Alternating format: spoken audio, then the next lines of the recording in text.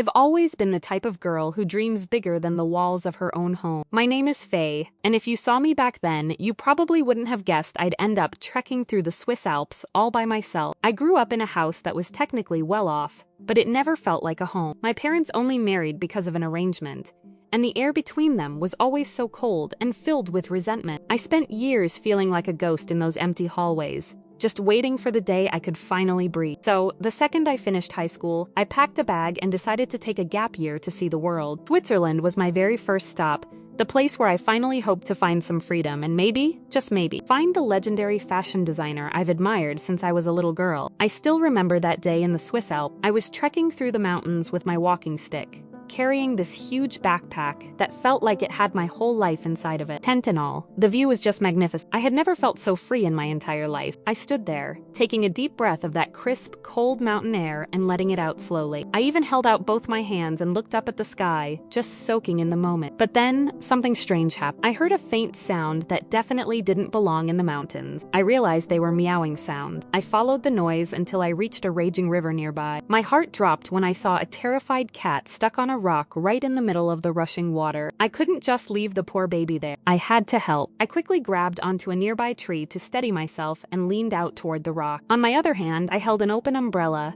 hoping the cat would see it as a life raft and jump onto it. The cat hesitated for a second, looking at the water and then at me before finally making the leap. But the moment it landed, I realized it was way heavier than I expected. I lost my balance and tumbled right into the freezing river. I managed to grab the cat just in time, but the current was so strong that I couldn't stay afloat. I panicked and screamed for help, but the waves kept lapping over me, and I felt gulps of water filling my mouth. Everything started to get dark, and I lost consciousness. The next thing I knew, I was slowly waking up in a dark room. I felt something wet and scratchy rubbing against my face. I opened my eyes and saw that the cat was sitting right on me, licking my skin. I felt such a wave of relief that it was okay, and I pulled it into a tight hug. But then I looked around and realized I had no idea where I was. It looked like some kind of rustic cottage. Suddenly, a man walked into the room carrying a food tray. I was so startled that I pulled the cat to my chest, trying to protect us both. I nervously asked him who he was. He just rolled his eyes and told me to relax. He explained that he was the one who had jumped into the river to rescue both of us. Once he said that, I finally relaxed. It turned out he happened to be passing by the river just as we were being swallowed by the current. He didn't hesitate to jump in and save us, and then he brought us back to his home to recover. I felt so awkward as I scratched my head, trying to find the right words to thank him for everything he had done. He just put the food tray on the bedside cabinet and told me to eat up. Then he sat down on the bed as the cat jumped into his lap and asked me how I and Topaz had ended up falling into the waterway in the first place. I was confused for a second. I asked him who Topaz was and how he even knew the cat's name. He pointed to the cat's collar and showed me that the name was written right there. He then asked if he was right in guessing that the cat didn't actually belong to me. I explained that I had just found Topaz by accident and that his family must live somewhere nearby. After hearing that, he agreed to help me search for the owner the next day. He was so kind that he even gave me his bed for the night, saying he would sleep on the couch. I felt so guilty being a guest and taking his bed, so I grabbed a blanket and went to sit next to him instead. The living room was so cozy, with the fire crackling in the fireplace and the smell of burning wood filling the air. I sat down next to Hans on the couch, feeling a bit awkward, so I tried to start a conversation. I pointed at a mark on his right arm and told him that he had a really cool tattoo, saying it looked a bit like a miniature version of the planet Mars. Hans looked down at his forearm and told me that it actually wasn't a tattoo at all. He explained that it was just a birthmark, and sadly, it was the only thing his parents had ever left him. He went on to tell me that he grew up without having any idea who his parents were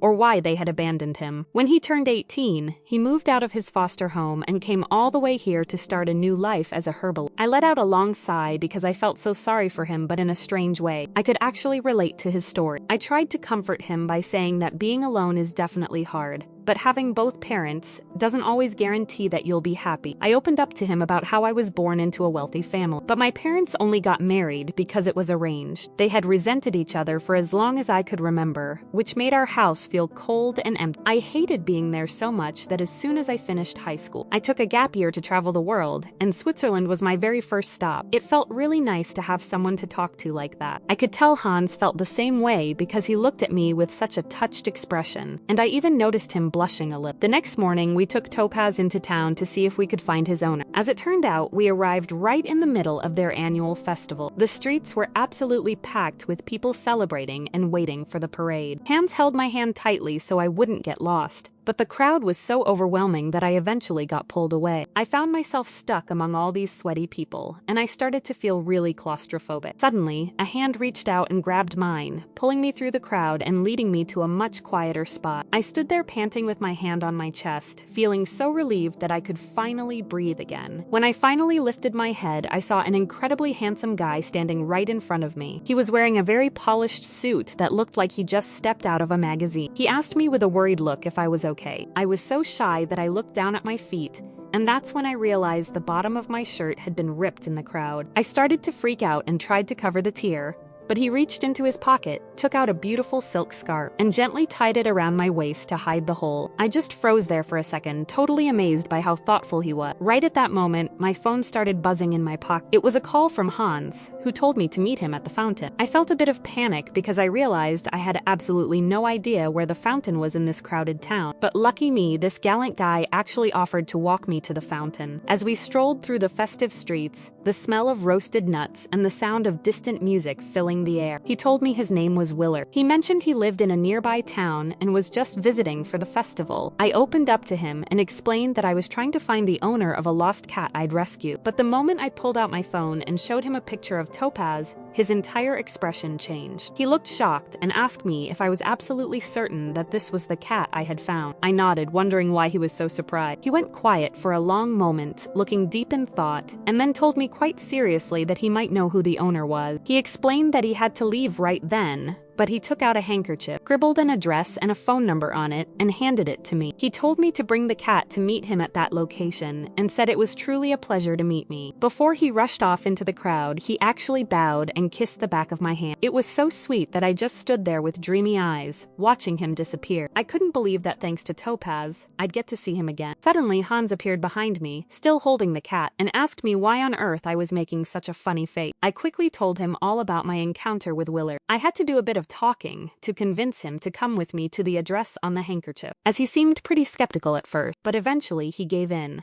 I mean, we had no other leads, so I figured it was definitely worth a shot. The next day, we made our way to the address Willard gave me. When we pulled up, my jaw nearly hit the ground. I kept looking back and forth from the handkerchief to the massive mansion in front of us, wondering if this could possibly be right. What was even weirder was the long line of people standing by the gate, and almost every single one of them was holding a cat that looked exactly like Topaz. They even had the same collar. Some of those people were giving Hans and me some really nasty looks. I was so confused that I walked over to an old man sitting on a bench across the street to ask what was happening. He told me that the millionaire lady who lived in the mansion had lost her beloved cat, Topaz. My eyes and Hans's eyes went wide at the same time. The old man explained that people said the cat was at the top of her inheritance list, and she had promised a huge reward to whoever brought him back safely. He glanced at the line of people and sighed, saying all those frauds were just trying to trick the owner with look-alike cat. He tutted and added that Madame Primrose was no fool. My heart nearly stopped. I asked him if he meant the legendary designer and president of Wisteria Fashion Corporation. When he confirmed it was her, I felt like I was going to explode with excitement. Becoming a fashion designer was my biggest childhood dream, and Madame Primrose was my absolute idol. One of the main reasons I even came to Switzerland was to find her and hopefully become her apprentice. I couldn't believe the odds. I immediately grabbed Hans's arm and dragged him into the lawn. We waited there for what felt like forever, but just as it was finally our turn, the guards got a message through their earphones. One of them raised his hand to stop us and announced to the whole crowd that they had to stop right there. He told everyone that Madame Primrose was tired of being lied to and wouldn't be seeing any more Topaz cats, so we all had to leave. I was so frustrated. We hadn't waited half the day for nothing. I wasn't about to give up that easily, so I told myself I'd just have to find another way to get inside that mansion. We ended up walking all the way around the massive estate until we spotted a smaller side gate. We thought we were being so stealthy, but just as we started climbing over it, a maid appeared out of nowhere and caught us red-handed. Hans actually lost his grip and fell flat on his face, which was pretty embarrassing.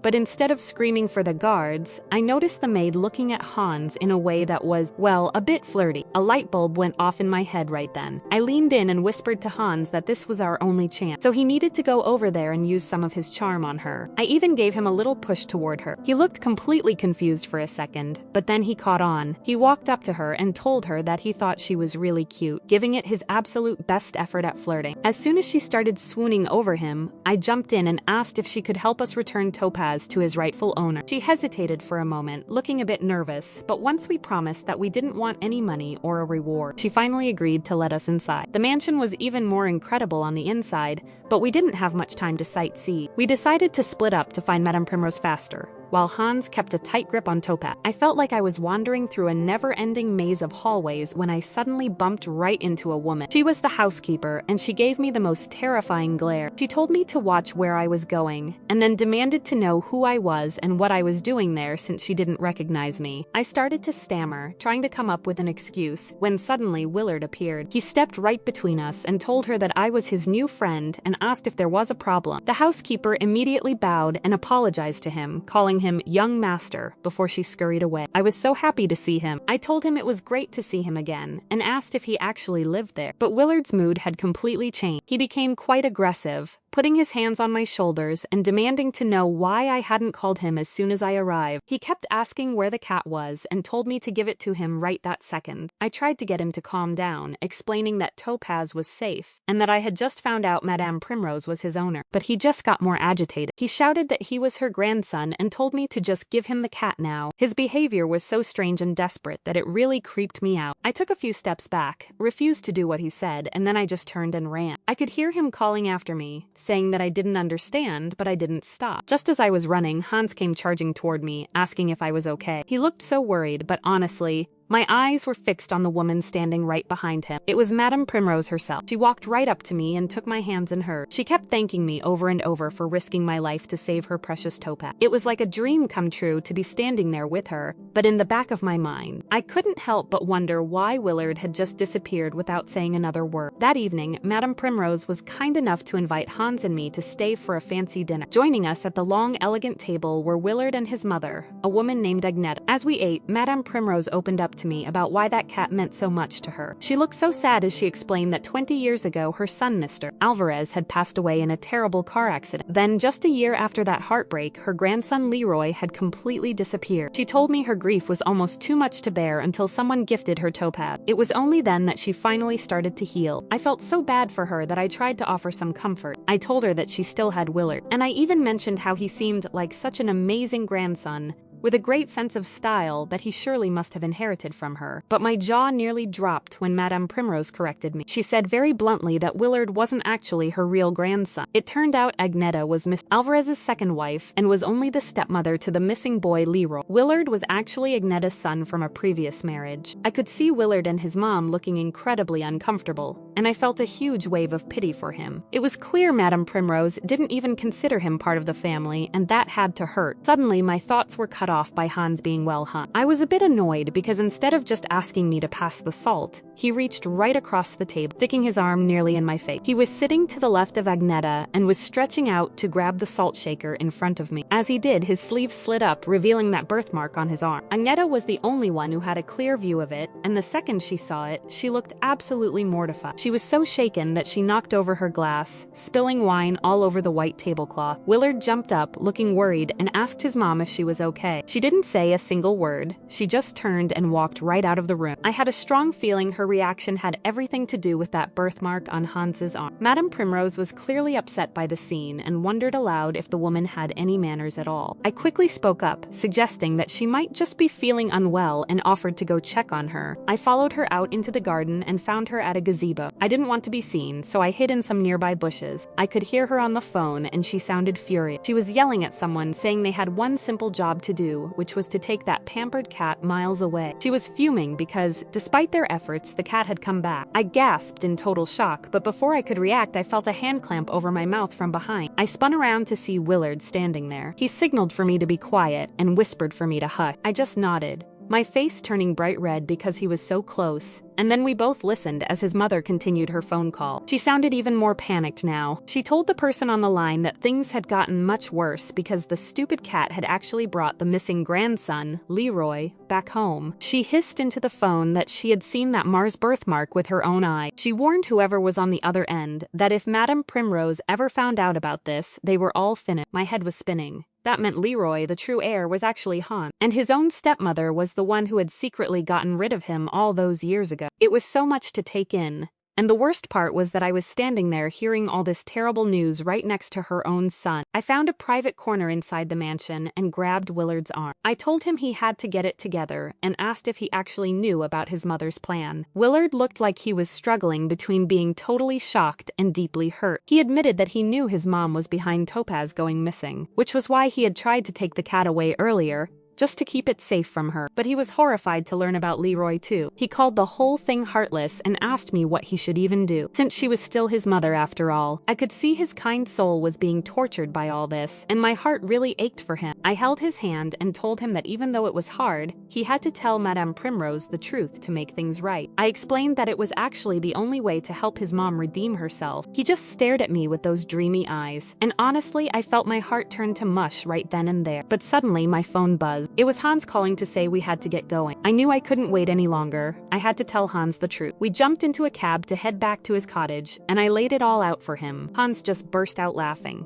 joking about how he couldn't possibly be Leroy, the heir to a millionaire. I looked him dead in the eye and told him I was completely serious. I pointed out that he was brought to the foster home exactly 19 years ago, and that they both shared that one-of-a-kind birthmark. Hans got quiet when he saw how serious I was. He asked me what it would even matter if he was her grandson, since he didn't know her and didn't feel like rich kid material. I told him that he had been lonely his entire life, and that this was his big chance to finally find the family he had always wanted. That really hit his weak spot. He stayed speechless for a moment before finally agreeing to go back. We told the driver to turn around and head back to the mansion. By the time we arrived, the whole place was dark. No one seemed to be awake except for the gardener. He led us deep into the mansion to a library, brought us some tea, and told us to wait there. We both took a few sips, but just a few minutes later, Hans started coughing uncontrollably, and his face began to swell up. I panicked, realizing he must have been allergic to something in that tea. I screamed for help, and the gardener rushed back in and carried Hans toward a car. But as I tried to follow, a hand clamped over my face from behind with a towel soaked in something that smelled like chemical. Everything went dark and I fainted. I woke up with my head pounding. When I tried to move, I realized I was tied to a chair with my mouth taped shut. The room was sketchy and filled with rusty, gross-looking medical tools. Across from me, I saw Hans still unconscious and tied down to a patient's bed. My heart raced when I saw Agneta standing there with the gardener and a guy in a medical coat who was holding tools near Hans's arm. It looked like they were about to do something to his birthmark. I tried to scream and struggle, but I couldn't move an inch. Suddenly, Willard barged through the door. He shouted at the man in the coat to stop immediately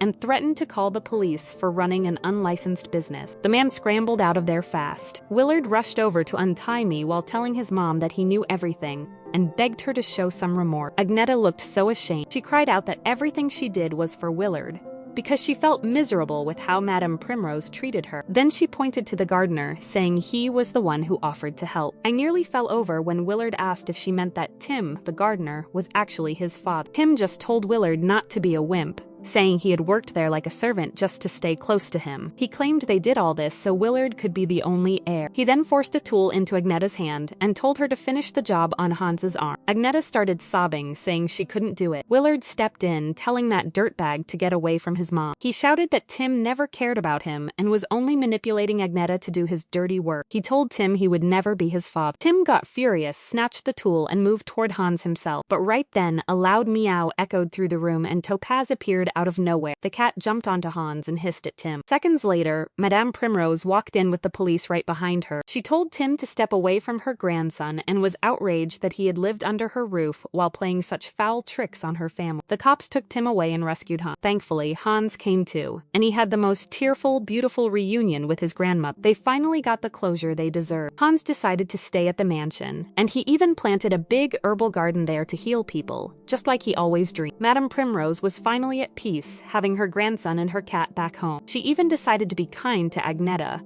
thinking she might have been too strict in the past, so she didn't press any charges. Agneta apologized, but she was too ashamed to stay, so she decided to move out. Willard went with his mom to help her start over. As for me, I got exactly what I dreamed of. I became Madame Primrose's apprentice. It was her way of thanking me for bringing her family back together. And right now, I'm checking my watch because I'm actually late for a date with a very special guy. Can you guess who it is? He's sitting right there inside the cafe, sipping his coffee and waiting just for me.